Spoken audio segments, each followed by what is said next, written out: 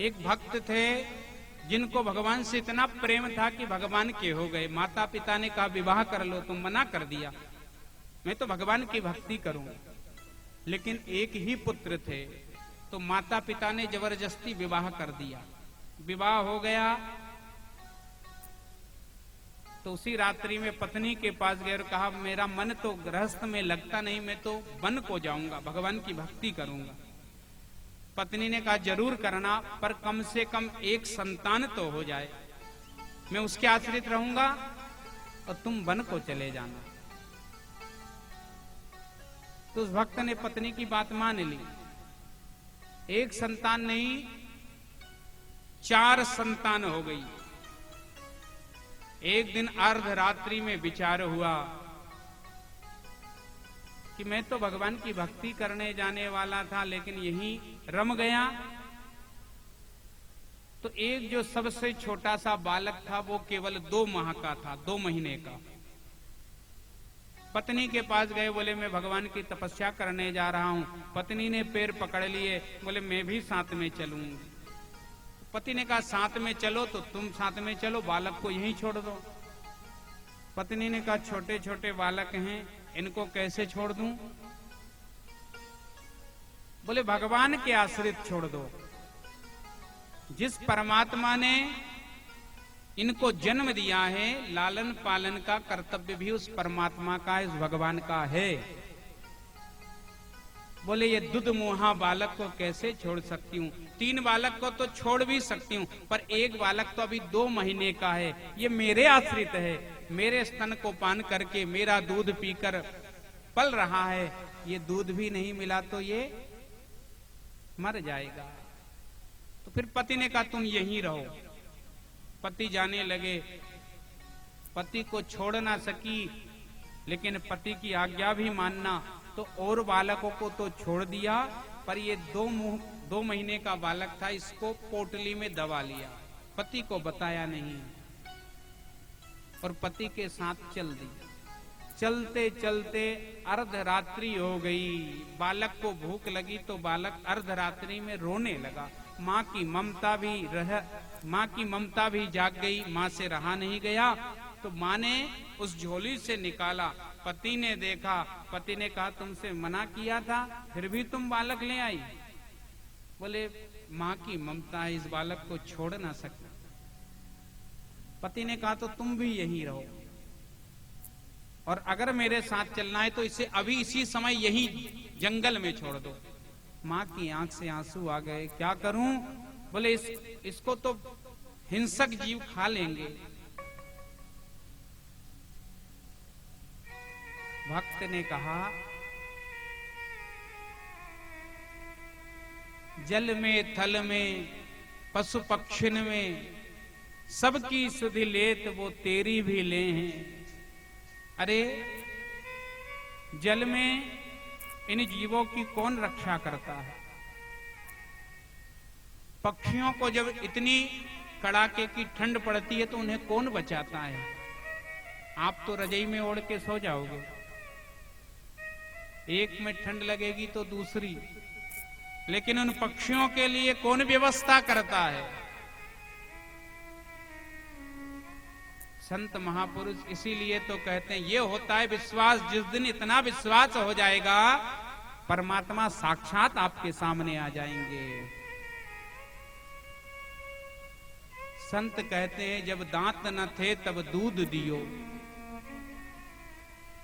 जब दांत ना होते तो परमात्मा को चिंता होती है, तो माँ के स्तन में दूध की व्यवस्था कर देते हैं, परमात्मा ही करते हैं। अगर परमात्मा स्तन में दूध की व्यवस्था ना करें तो कितनी भी डॉक्टरी करवा लो, माँ के स्तन में दूध नहीं आता। जब दूध न थे, जब दांत न थे तब दूध दियो, दांत दियो तो को अन्न भी दे हैं। दांत दिया है तो अन्न भी देगा।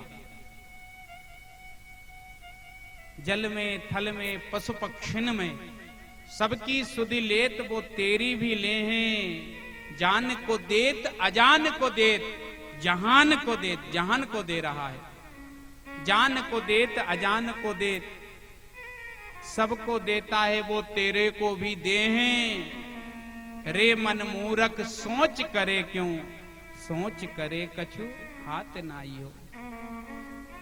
जो सबको देता है, काहे से छोड़ दो यहीं, वो परमात्मा इसकी रक्षा करेगा। माँ की आंख में आंसू आ गए, 2 महीने के बालक को कैसे छोड़ दूं? उसने कहा मतलब तुमको भगवान पर भरोसा नहीं है।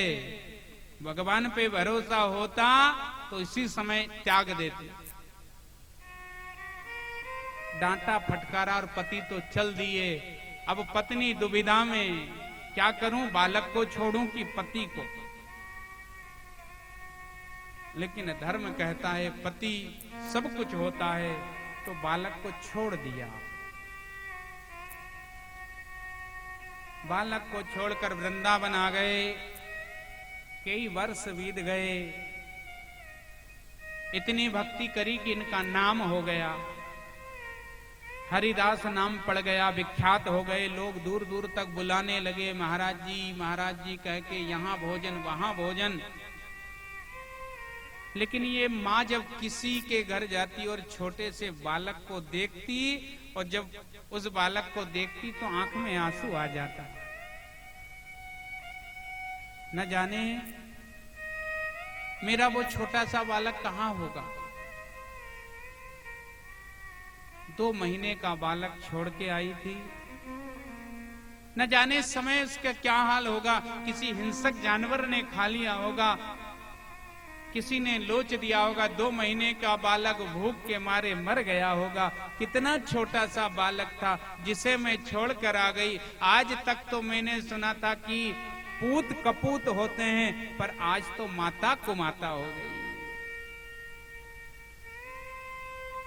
2 महीने के बालक को छोड़ा।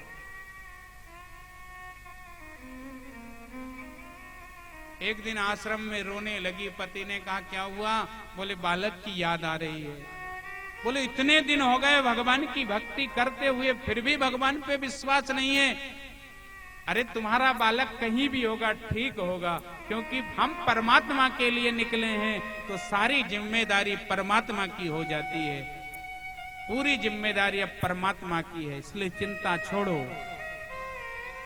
ध्यान रखना, जब आप भगवान पर कोई काम छोड़ देते हो तो भगवान की जिम्मेदारी बन जाती है उस काम को करने की। नरसिंह मेहता जब नानी बाई के मायरे की बारी आई, नरसिंह मेहता के पास कुछ नहीं, लेकिन नानी बाई की ससुराल से पुथन्ना आ गया, ये सामान लाना नड़ंद के लिए या जेठ के लिए, ये ससुर के लिए, ये सास के लिए, ये सामान लाना, असरफियां लाना, मोती लाना, हीरे जवाहरात, सोने चांदी सब लेकर।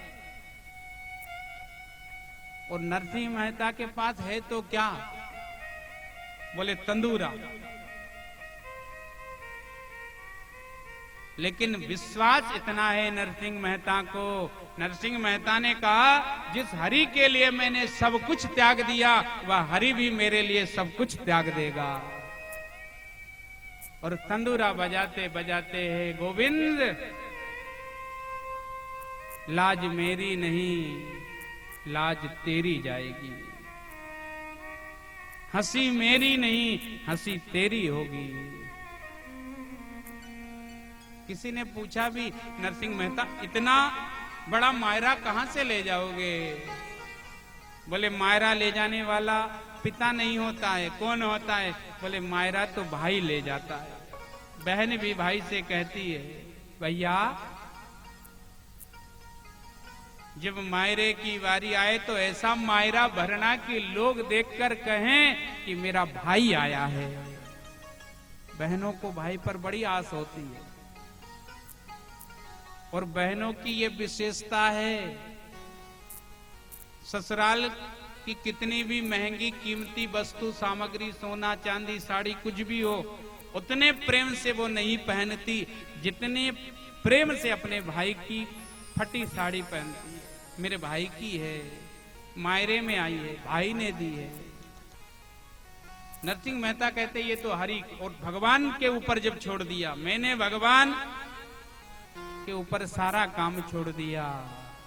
मैंने भगवान के लिए जग छोड़ा है, मैंने भगवान के लिए घर छोड़ा है, तो वह परमात्मा क्या मेरी आज लाज नहीं रखेंगे? और भगवान भी सांवरिया सेठ बनकर आए।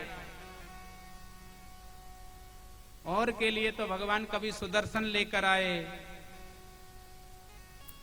तो कभी भगवान गरुड़ छोड़कर आए। भगवान भी जानते जिस भक्त को जैसी आवश्यकता होती है। भगवान ने कहा भाई यहाँ सुदर्शन और गरुड़ छोड़ने की आवश्यकता नहीं है, यहाँ तो सेठ बनकर जाना पड़ेगा। क्यों? बोले मायरा भरना है। तो मायरा तो सेठ ही भरते हैं ना। तो सांवरिया सेठ बनकर आया। और कितना? बोले 56 करोड़ का मायरा भरा। छोटा मोटा नहीं, 56 करोड़ का। कौन भरता है आज के समय में? 56 करोड़ का भगवान ने मायरा भरा। सांवरियो है सेठ, हमारी राधा जी सेठानी है। भगवान ने 56 करोड़ का मायरा भरा। क्यों? बोले नरसिंह मेहता ने मेरे लिए सब कुछ त्यागा, तो मैं अब मेरी जिम्मेदारी बन जाती है, भगवान की जिम्मेदारी।